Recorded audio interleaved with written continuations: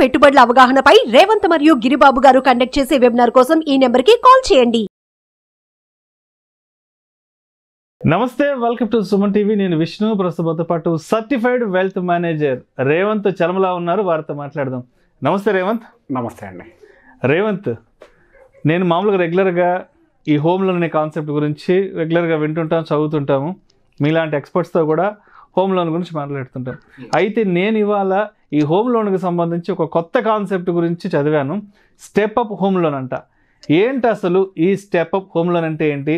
ఇది ఎవరికి ప్రయోజనకారి? సో బేసిక్గా మనకి హోమ్ లోన్ తీసుకున్న తర్వాత దాదాపుగా చాలా ప్యాక్డ్ అండ్ కమిటెడ్గా ఉంటారు. Home loan it self is a huge burden, ఒక లైఫ్ టైం బర్డెన్. సో ఆ బర్డెన్ని త్వరగా తీర్చుకోవాలి.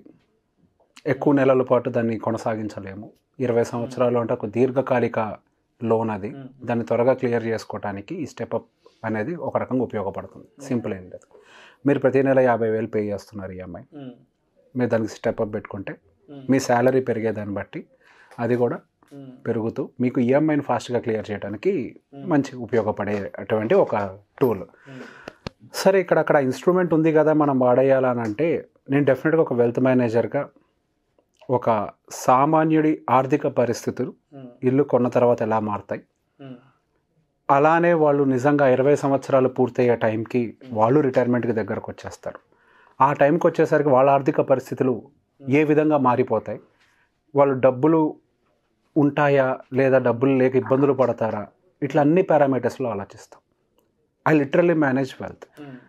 సో మేము ఆలోచించేటప్పుడు ఎప్పుడైనా ఆర్థికంగా ఒక వ్యక్తి ఫ్యూచర్లో ఏవైతే సమస్యలు రాబోతున్నాయో వాటిల్లోకి వెళ్ళకుండా, ఒకవేళ వెళ్ళినా ఆ జర్నీ అనేది too much of up and downs లేకుండా ఒక బేసిక్ ఒడుగుదుడుకులతోటి వాళ్ళ లైఫ్ అంతా కూడా హ్యాపీగా ఫైనాన్షియల్గా ఉండాలనేది ఆలోచిస్తాం. సో దాంట్లో భాగం కింద మేము ఎప్పుడు సజెస్ట్ చేసేది ఏంటి అంటే, ఇల్లు కొన్నాం ఎందుకు, కొంతకాలం పాటు బర్డెన్ ఉండకూడదు. మనం రిటైర్ అయిన తర్వాత సొంత ఇల్లు లేదు, అద్దె ఇళ్ళల్లో ఉండాలి అనే టెన్షన్ ఉండకూడదు. ప్రశాంతంగా మన లైఫ్ అనేది సాఫీగా జరగాలి అని ఒక మంచి ఉద్దేశంతో కొంటాం. కానీ 20 ఏళ్ళు పూర్తి అయిపోయేసరికి ఏమవుతుందంటే ఈఎంఐలు పే చేయడంలోనే వాళ్ళ జీవితం అంతా గడిచిపోతుంది. వెనక్కి తిరిగి చూసుకుంటే ఏమి ఉండదు. బ్యాంకు ఈఎంఐ తప్పించి రెండే ఉంటాయి లైఫ్ అంతా. అవునవును. సో ఆ ఈఎంఐలు ఒకటే కట్టుకుంటూ వెళ్ళిపోతే వాళ్ళ రిటైర్మెంట్ అనేది సాఫీగా అవుతుందా? అది అసలు సాధ్యమా? అండ్ 2, అక్కడ మీరు వడ్డీలు కట్టుకుంటూ పోతున్నారు. అసలు మీరు యాక్చువల్గా ఎర్లీ ఏజెస్ నుంచి ఇన్వెస్ట్మెంట్ చేసుకుంటూ వెళ్ళి ఎక్కువ రిటర్న్స్ జనరేట్ చేసే టూల్స్ని వాడుకొని ఒక వెల్త్ని క్రియేట్ చేయాల్సిన వాళ్ళు, సరే ఇల్లు అనేది ఒక సెంటిమెంట్, మన ఇండియాలో దాన్ని కాదనలేము, కొన్నారు. సో ఇది కొనుక్కొని మీరు ఆ ఇంటి ఈఎంఐని కట్టుకుంటూ ఈ స్టెప్ అప్ అనేది మీకు ఈఎంఐలో వాడుకోకుండా అదే మనం మ్యూచువల్ ఫండ్లో కన్వర్ట్ చేసి కనుక స్టెప్ అప్ వాడుకుంటే మీ రిటైర్ అయ్యే టైంకి, అంటే మీకు 20 సంవత్సరాల పాటు మీరు ఈఎంఐ కంప్లీట్ చేసే టైంకి మీ దగ్గర ఒక రిటైర్మెంట్ కార్పస్ కూడా ఏర్పాటయ్యే విధంగా. So the same step up will use, but not in EMI, but we use it in systematic investment plan, mutual fund. Okay, so బేసిక్గా మనము ఒక 80 లక్షల రూపాయల ఫ్లాట్ కొన్నాం అనుకోండి, 20 లక్షలు డౌన్ పేమెంట్ కడతాం. అది బేసిక్. 60 లక్షల రూపాయలు మీరు సుమారుగా ఈఎంఐకి వెళ్ళిపోతారు. ఇప్పుడున్నటువంటి 9% ఇంట్రెస్ట్ రేట్ అనేది యావరేజ్గా ఉంది కదా మార్కెట్లో. ఆ 9% ఇంట్రెస్ట్ రేట్ తోటి 20 సంవత్సరాల పాటు మీరు ఈఎంఐ యాక్టివేట్ చేసినట్లయితే అది సుమారుగా మీకు నెలకి 54,000 రూపాయల బర్డెన్గా మారుతుంది.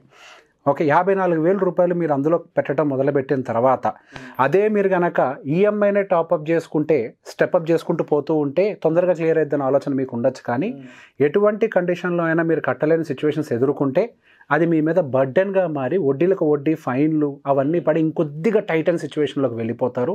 అదొకటే కాకుండా ఎక్కువ లాంగ్ టర్మ్ నుంచి ఇన్వెస్ట్మెంట్స్లో తీసుకోవాల్సిన అడ్వాంటేజెస్ తీసుకోకుండా మిస్ అయిపోతుంటారు. కాబట్టి మీరు ఆ ఈఎంఐని యాస్టీస్గా కంటిన్యూ చేస్తూ మీ ఎంతైతే ఈఎంఐ కడుతున్నారో దానికి ప్లస్ 10% ఫస్ట్ ఇయర్లోనే యాడ్ చేసి పెట్టుకోండి.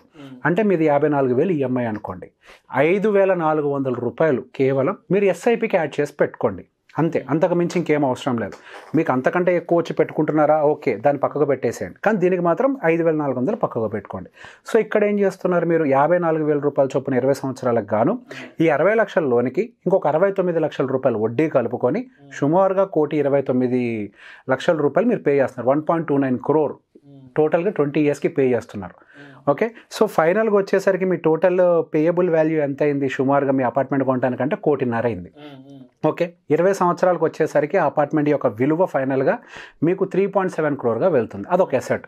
కానీ ఆ ఒక్క ఎసెట్ తోటి మీరు బతికేలేరు, కొంత క్యాష్ కాంపోనెంట్ కావాలి. సో 10% యాడ్ చేసి ఇక్కడ మనం ప్రతి నెల 5,400 రూపాయలు పెట్టుకుంటూ దానికి స్టెప్అప్ చేస్తాం. ఎవ్రీ ఇయర్ 10% చొప్పున పెరిగిపోతూ ఉంటుంది మీ ఎస్ఐపి. ఇప్పుడు దీని మీద 10% అని అంటే ఎంత, ఇయర్ ఆన్ ఇయర్ 5,000 పెరిగిపోద్ది. అది మీకు బర్డెన్గా మారుద్ది. ప్రాక్టికల్గా ఈ సంవత్సరం 54,000, వచ్చే సంవత్సరం 60,000, ఆపై వచ్చే సంవత్సరం 65,000. ఇంత పెద్ద ఈఎంఐలు ప్రాక్టికల్గా అనుకోవటానికి ఫాస్ట్గా క్లియర్ అవుద్ది అనుకోవటం మంచిదే, కానీ కట్టడం ప్రాక్టికల్గా సాధ్యం కాదు. మధ్యలో చాలా ఒడిదుడుకులు ఉంటాయి, ఫైనాన్షియల్ కమిట్మెంట్స్ ఉంటాయి, పిల్లల ఎడ్యుకేషన్స్ ఉంటాయి, ఇంట్లో ఫంక్షన్స్ ఉంటాయి. వీటన్నిటిని పెట్టుకొని మీరు step up on EMI is very difficult. So what you do, you step up your SIP. 5,500 బేసిక్గా పెట్టుకుంటే నెక్స్ట్ ఇయర్ 10% ఎంత, 540 రూపాయలే. ఆ తర్వాత వచ్చే సంవత్సరం ఎంత అవుతుంది, దాని మీద ఇంకొక 600 రూపాయలు పెరుగుద్ది. సో మీకు బర్డెన్ అనేది కూడా స్లోగా పెరుగుతుంది, కానీ ఒకేసారి ఓవర్ బర్డెన్ అవ్వదు. ఇక్కడ మీరేమో 69 లక్షలు వడ్డీ కట్టారు. ఇక్కడ ఏం జరుగుతుంది, 5,400 ప్లస్ స్టెప్అప్ 10% చేయడం వల్ల అంటే టోటల్గా అసలు మీరు ఇన్వెస్ట్ చేసేదే సుమారుగా మీ ఇన్వెస్టెడ్ అమౌంట్ వచ్చేసరికి 37 lakhsగా ఉంటుంది. మీరు 15% CAGR యావరేజ్ జనరేట్ అయ్యే దాంట్లో కనుక మన స్టెప్అప్ ఎస్ఐపి పెట్టుకుంటే మనం రిటైర్ అయ్యే టైంకి 1.5 కోటి రూపాయలు మన దగ్గర లంసమ్ క్యాష్ రెడీగా ఉంటుంది. So by the time me SIP clear అయ్యే టైంకి ఒక 3.5 కోట్లు విలువ చేసే ఇల్లు ప్లస్ 1.5 కోటి రూపాయల క్యాష్. సో క్యాష్ కాంపోనెంట్ లేకుండా ఏ ఒక్క మనిషి పరిపూర్ణత చెందదు. క్యాష్ కాంపోనెంట్ ఉంటేనే వాళ్ళు సెక్యూర్డ్గా రిటైర్ అవ్వగలుగుతారు.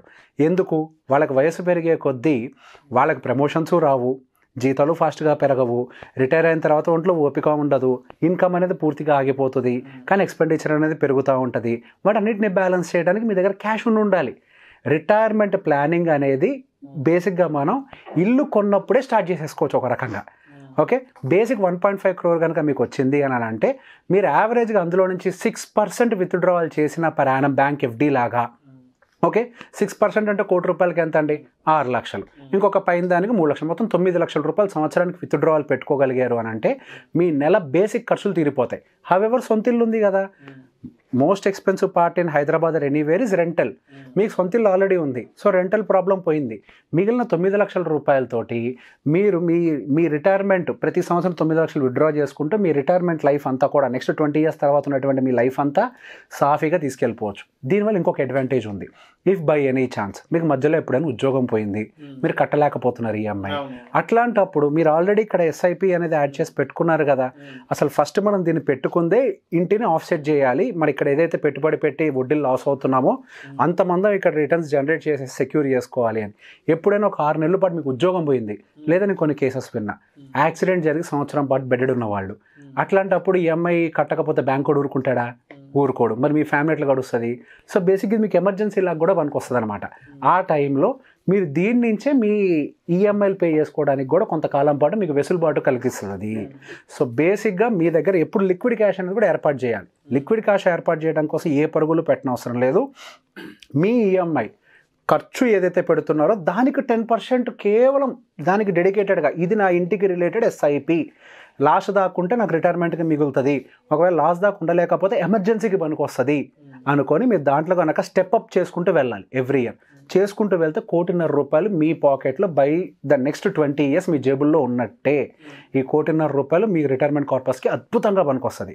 సో బేసిక్గా మెజారిటీ ఆఫ్ ద పీపుల్ నేను మాట్లాడుతున్నప్పుడు మెజారిటీ ఆఫ్ ద క్లయింట్స్ తోటి వాళ్ళ దగ్గర క్యాష్ కాంపోనెంట్ అనేది ఎక్కువగా మెయింటైన్ చేయట్లేదు. ఏదన్నా ఉంటే ల్యాండ్లు కొనేస్తున్నారు, ఇట్లా మీరు అన్నట్టుగా కొద్ది క్యాష్ ఉన్న తీసుకెళ్ళిపోయి ఇల్లు కొనేస్తున్నారు, కానీ క్యాష్ కాంపోనెంట్ యొక్క ఇంపార్టెన్స్ అనేది తెలియట్లే. ఇప్పుడు ఒంట్లో శక్తి ఉంది, ఓపిక ఉంది కాబట్టి మీకు జీతం అనేది క్యాష్ రూపంలో వస్తుంది, క్యాష్ కాంపోనెంట్ రొటేషన్ ఉంది.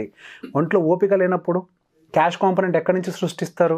సో మీరు ముందుగానే దానికోసం నెక్స్ట్ 20 years తర్వాత ఎట్లైనా క్యాష్ కాంపోనెంట్ నేను సృష్టించలేను కాబట్టి ఒంట్లో ఓపిక ఉన్నప్పుడే ఈ క్యాష్ కాంపోనెంట్ని క్రియేట్ చేసి పెట్టుకోవాలి అని చెప్పి అటు రిటైర్మెంట్ ప్లస్ హౌస్. ఒక రకంగా మీరు ఇల్లు కొంటున్నారు అని అంటే ఇప్పుడు ఎస్ఐపి కడుతున్నారు, ఈఎంఐ కడుతున్నారు, ఓపిక ఉన్నప్పుడు అసలు దాన్ని ఎప్పుడు ఎంజాయ్ చేస్తారు? రిటైర్మెంట్ టైంలోనే యాక్చువల్గా ఎంజాయ్ చేస్తారు. అది ఎంజాయ్ చేసే టైంకి 1.5 కోటి కూడా మీ చేతిలో ఉన్నట్లయితే మీ లైఫ్ చాలా సాఫీగా వెళ్ళిపోతుంది. వితిన్ అసలు ఏ కష్టము పడకుండా 5,400 రూపాయలతో 1.5 కోటి రూపాయలు మీ ఇంటితో పాటుగా మీ గిఫ్ట్ కింద వస్తుంది అనుకోండి. కానీ ఒకటే rule, 10% you have to keep it A side.